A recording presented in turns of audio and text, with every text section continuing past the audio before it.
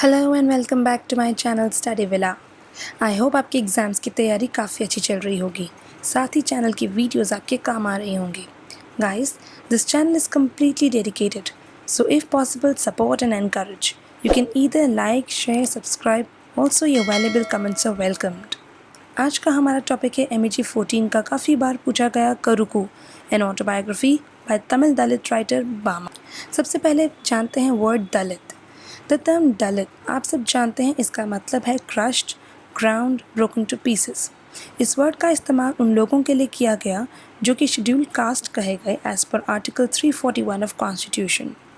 Dalits को गांधी जी ने हरिजन कहा, मीन्स चिल्ड्रन ऑफ गॉड। ये शब्द उन्होंने नरसिंह मेहता के गीत से लिया था। दलित्स प्रेफर करते हैं कि उन्हें दलित बुलाया जाए क्योंकि ये टर्म ऑपरेशन एंड रिबिलियन से जुड़ी है, विच रेफर्स टू देम।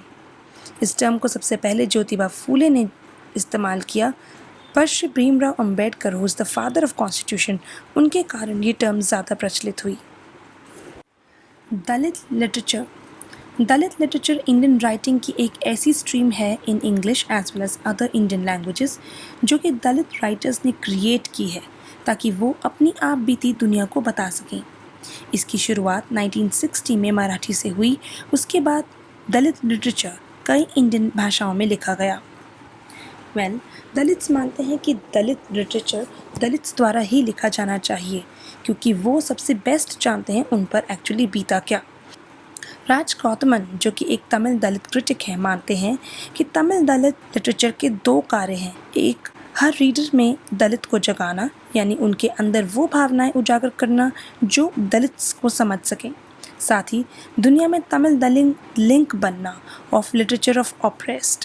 महाराष्ट्र में दलित पैंथर मूवमेंट, जो कि नामधेय दासल जैसे राइटर्स द्वारा चलाई गई, उस मूवमेंट ने दलित लिटरेचर को भी कंट्रीब्यूट किया। साथ ही बामा का भी दलित लिटरेचर में बड़ा योगदान रहा। बामा, जिन्हें बामा फॉस्टीना सुसाय राज के नाम से भी जाना जाता है।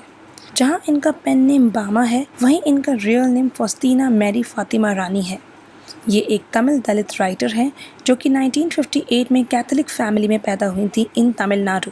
ये उन चुनिंदा लोगों में से हैं जिन्हें अपनी पहली बुक से ही फेम मिला। इनकी पहली बुक करुकू पब्लिश्ड इन 1992 इनकी ऑटोबायोग्राफी थी। इस बुक को क्रॉसवर्ड बुक अवार्ड मिला, जो कि किताबों को मिलने वाले श्रेष्ठ अवार्ड्स में से एक है। इसके बाद इन्होंने संगति, कुसुम्बकरण जैसे पॉपुलर नॉवेल्स लिखे और कुछ 20 शॉर्ट स्टोरीज भी इन्होंने लिखी। Let's have a sneak peek into Bama's life. Born in 1958 in Parayar community in Pathupati, she belonged to a Catholic family. इनके ग्रैंडफादर ने क्रिश्चियनिटी में कन्वर्ट किया था। इनके इंसेस्टर्स दलित थे and worked as agricultural labourers, पर क्रिश्चियनिटी में कन्वर्ट होने पर इनकी फैमिली का स्टेटस लैंडलेस लेबरर्स का ही रहा। इनके पिता आर्मी में थे, जिस वजह से वे एजुकेशन पर जोर देते थे और उन्होंने अपने सभी बच्चों को पढ़ाया। इनफैक्ट बामा के ब्रदर राज गौतमन एक जाने माने तमिल दलित क्रिटिक हैं। इनके ब्रदर ने हमेशा बामा को पढ़ने के लिए एनकरेज किया।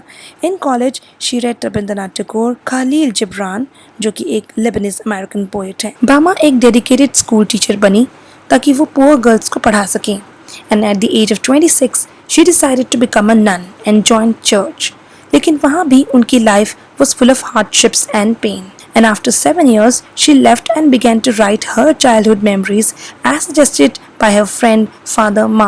बात करते हैं नॉवल करुकू की। Karukku is an autobiography by Bama, जिसमें she is exploring her Tamil Dalit Christian identity. इसमें उन्होंने अपने चाइल्डहुड से early adulthood experience as a nun तक बताया है। ये बुक किसी दलित वुमन द्वारा लिखी गई पहली ऑटोबायोग्राफी है। बामा ने अपनी ऑटोबायोग्राफी को करुकू नाम दिया, जिसका मतलब है पामायरा लीव्स, जो कि दोनों तरफ से 100 लाइक होती हैं। इनसे चोट भी लग सकती है। करुकू सिंबलाइज करता है sorry state of Christian Dalits and also how they can cut roots of enslavement. ये दलित्स पर हुए अत्याचार एवं उनके द्वारा किए गए रिबिलियन को दर्शाता है। बुक को ओरिजिनली तमिल में लिखा गया था, जिसकी ट्रांसलेशन लक्ष्मी होमस्ट्रॉम ने की थी। बुक में इन्होंने अपनी लाइफ के ऑपरेशन सप्रेशन से पूर्ण पलों को कैद किया। बामा ने माना कि यदि वे अपनी कम्युनिटी को कुछ दे सकती हैं तो वो ये बुक है, जिसके ज़रिए वे अपनी कम्युनिटी की आवाज़ बन सकती हैं। करुकू एज अ टेस्टिमनी। टेस्टिमनी यानी कि एक गवाही बुक दलित्स की हार्श लाइफ से रूबरू करवाती है जो कि बामा की विलेज से जुड़ी थी। इसमें उन्होंने दलित्स पर किए जाने वाले अत्याचार से पर्दा उठाया। उन्होंने ये बताया कि दलित्स के साथ बहुत ही बुरा ट्रीट किया जाता था, उनसे कई टॉर्चरस काम करवाए जाते थे, इनफैक्ट बच्चे भी फैक्ट्रीज़ में काम करते थे।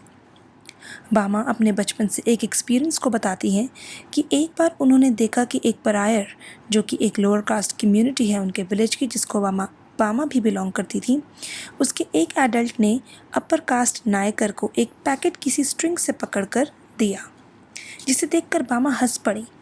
ये सारा वाक़या उन्होंने अपने भाई को बताया, जिसने उन्हें कास्ट डिफरेंस के बारे में समझाते हुए ये भी बताया कि सिर्फ एजुकेशन माइंड्स को चेंज कर सकती है। इससे बामा बहुत एनकरेज हुई और उन्होंने खूब जमकर पढ़ाई की और वो एक ब्राइट स्टूडेंट रही। पर स्कूल्स में भी उन्हें याद आता कि हरिजन्स के साथ अनफेयर ट्रीटमेंट किया जाता था। दलित स्टूडेंट्स को बुली किया जाता था और उनसे स्कूल के काम करवाए जाते थे। ये कास्ट सप्रेशन सिर्फ सोशल सर्कल में नहीं बल्कि चर्च में भी देखने को मिलता था।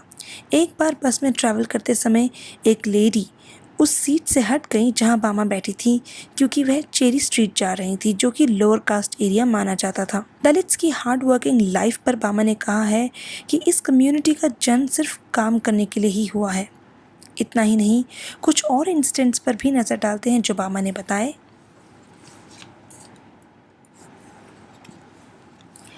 बामा की ग्रैंड मदर एक नायकर के यहाँ काम करती थी। वे वहाँ पर फेंका हुआ लेफ़्ट ओवर फूड भी बहुत खुशी से एक्सेप्ट कर लेती थी। इनफैक्ट कुछ रूल्स भी थे जो परायर्स को फॉलो करने होते थे नायकर्स के यहाँ काम करते समय। विलेज का स्ट्रक्चर भी कास्ट सिस्टम के हिसाब से था। स्ट्रीट्स का नाम कास्ट का ही सिनोनिम था।